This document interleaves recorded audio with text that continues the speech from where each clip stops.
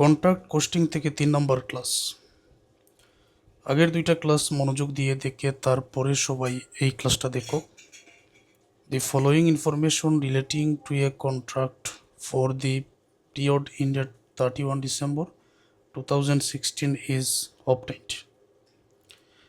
2016 সাল ডিসেম্বর 31 তারিখে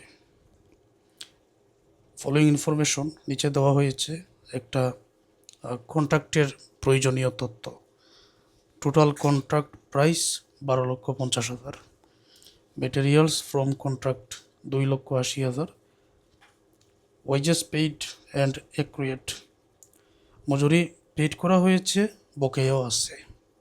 তো যেটা পেইড করা হয়েছে আবার যেটা বকেয়া আছে দুইটাই কিন্তু ডেবিট, কারণ পেইড যেটা করা হয়েছে এটা তো ব্যয় হয়ে গেল, আর বকেয়া যেটা আছে এটাও পেইড করতে হবে। কন্ট্রাক্ট অ্যাকাউন্টে দুইটাই ডেবিট করা হয়। এস্টাবলিশমেন্ট চার্জ, প্রশাসনিক ব্যয়। প্লান্ট অ্যাকোয়ার্ড 1/3/2016 তারিখে। প্লান্ট অ্যাকোয়ার্ড মানে যন্ত্রপাতি এখানে ক্রয় করা হয়েছে, প্লান্ট অ্যাকোয়ার্ড এটা নিশ্চয়ই অবচয় হবে। আবার এটা জানুয়ারি, ফেব্রুয়ারি, মার্চের 1 তারিখে এটা ক্রয় করা হয়েছে। সানডে এক্সপেন্স, বিবিধ খরচ আরও 15,500। Architect certifies that half of the contract is completed. Engineer বা আর্কিটেক্ট তারা অনুমোদন দিয়েছেন অর্ধেক কাজ সম্পন্ন হয়ে গেছে। 12,50,000 টোটাল না, তার অর্ধেক হচ্ছে অনুমোদিত। তো এটা তো বুঝতে পারছো। 1/10 of the work done is completed after the issue of the certificate। এই যে ওয়ার্ক সার্টিফাইড যেটা করা হয়েছে, অনুমোদন দেওয়া হয়েছে, অনুমোদন দেওয়ার পরে 10/1 কাজ সম্পন্ন হয়েছে। তবে অনুমোদন দেওয়ার পরে 10/1 কাজ যেটা সম্পন্ন হয়েছে সেটা কিন্তু এখন অনুমোদন দেওয়া হয় নাই, তাই না? তো এটা আনসার্টিফাইডের মধ্যে যাবে। The plant is depreciated at 20% per annum। বছরে 20% অবচয় হয় plant. 75% of the certified value is received in cash. যে পরিমাণ টাকার অনুমোদন দেওয়া হয়েছে তার 75% টাকা নগদে প্রাপ্তি। Show the contract account and certain profit to be credited to profit and loss account. Contract account তৈরি করার জন্য বলা হয়েছে, আর প্রফিট অ্যান্ড লস অ্যাকাউন্টও বাইর করার জন্য বলা হয়েছে। এখানে প্রয়োজনীয় ব্যয়গুলো আগে বসিয়ে দেই। মেটেরিয়াল ফ্রম কন্ট্রাক্ট, তো কন্ট্রাক্ট মানে অর্থাৎ যেখানে চুক্তি করা হয়েছে ওইটা থেকে মেটেরিয়াল নেওয়া হয়েছে। তো মেটেরিয়াল নেওয়া হয়েছে মানেই তো ব্যয়, টাকা 2,80,000। ওয়েজেস পেইড অ্যান্ড অ্যাক্রুয়েট, অবশ্যই ব্যয় 2,24,000। Establishment charge 1,26,000। Sunday expense 15,500।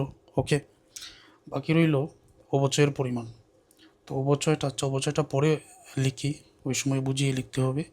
Material from কন্ট্রাক্টে মানে কন্ট্রাক্ট থেকে, কন্ট্রাক্ট নেওয়ার সময় মালিকের কাছ থেকে যে মেটেরিয়ালটা নেওয়া হয়েছে 2,80,000 টাকা। ওয়েজেস পেইড অ্যান্ড অ্যাক্রুয়েট যেটা সম্পূর্ণ লিখে দিও এখানে, টাকার পরিমাণ 2,24,000। এস্টাবলিশমেন্ট চার্জ টাকার পরিমাণ 1,26,500। Sunday expense 15,500। এখন ডেপ্রিসিয়েশনের যে হিসাবটা, ডেপ্রিসিয়েশন ক্রয় করা হয়েছে 1/3/2016 মার্চের 1 তারিখে 48,000 টাকা। আবার বছরে এটার অবশ্যই 20%। মার্চের 1 তারিখে কেনা হয়েছে মানে তো সম্পূর্ণ বছর হবে না, অলরেডি 2 মাস চলে গেছে, জানুয়ারি আর ফেব্রুয়ারি। ঠিক আগের ক্লাসের মতো এখানে আমি হিসাবটা এইভাবে করব যে প্লান্টের মূল্যটা যেন কত, 48,000 টাকা। তাহলে 48,000 এটা অবচয়ের পরিমাণ। 48,000 এটার কত পার্সেন্ট বলছিল? 20%। ওকে, 20%। এখন যত বাহির হবে এটা কিন্তু 1 বছরের মানে 12 মাসের, তাই তো? তাহলে 12 দ্বারা ভাগ করে 1 মাসের পাবো, 10 দ্বারা গুণ করলে 10 মাসের পাবো। টাকাটা আসবে এখানে টোটাল 8,000 টাকা। 8,000 টাকা। আর কি কি আছে? ম্যাটেরিয়াল ক্লোজিং কোনো তথ্য কি আছে? না, দেওয়া নাই। ওকে, না থাকলে নাই। এবার আমরা যা করব, এই টোটাল টাকাটা যোগ করো, যোগ করে 6,54,000 হবে। তো এটা দিলাম 6,54,000। একই টাকাটা এদিকেও লিখতে হবে, 6,54,000। এবং এখানে তো মেটেরিয়াল ক্লোজিং কিছু নাই, তাহলে কোস্ট অফ ওয়ার্ক সিডি যেটা, এই সম্পূর্ণ টাকাটাই থাকবে 6,54,000। ওকে, এই কোস্ট অফ ওয়ার্ক সিটি যেটা, এটা কোস্ট অফ ওয়ার্কস বিডি করে 6,54,000 আমরা এখানে নিয়ে আসবো।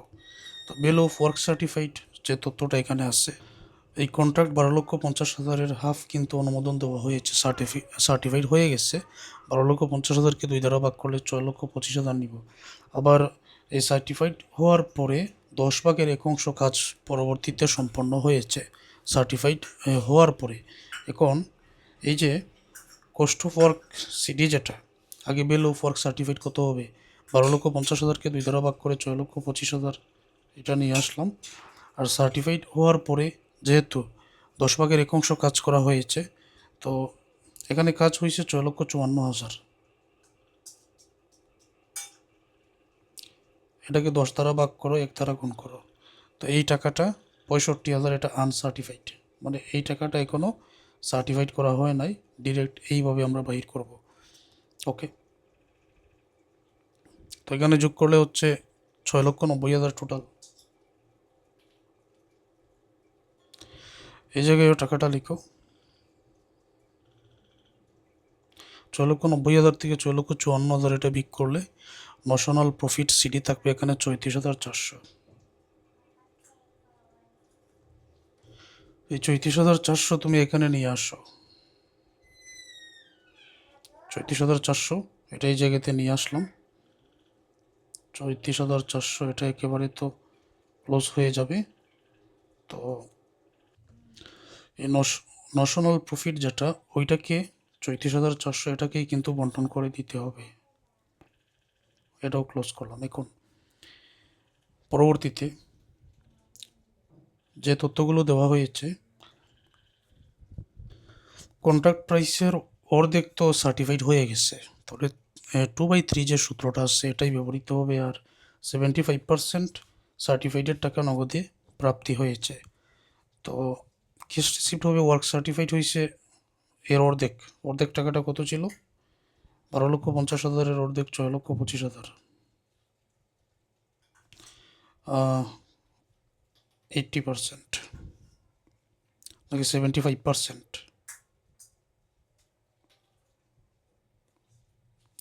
75% এটা।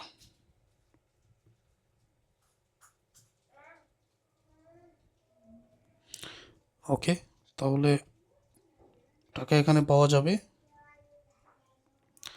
18,200, 18,200। ওকে, এখন এই সূত্রটা এখানে বসাও। প্রথমে 2/3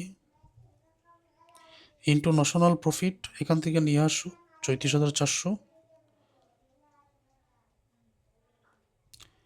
ইন্টু ক্যাশ রিসিপ্টের পরিমাণ 18,200, ওয়ার্ক সার্টিফাইডের পরিমাণ 6,25,000।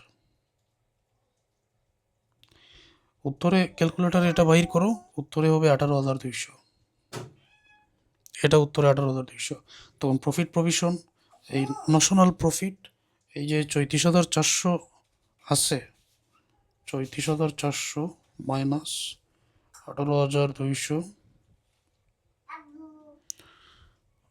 34,400 মাইনাস 18,200, তাহলে এখানে হবে 18,200 প্রফিট প্রভিশন। তো এগুলো বসিয়ে দাও। প্রফিট হচ্ছে 18,200, আবার সঞ্চয় যেটা, এটাও 18,200। টাকাগুলো ডিরেক্ট এখানে বসিয়ে দাও।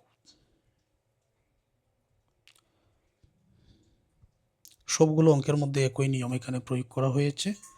আশা করছি সকল শিক্ষার্থীরা এই ম্যাথের সমাধানটা বুঝতে পেরেছেন।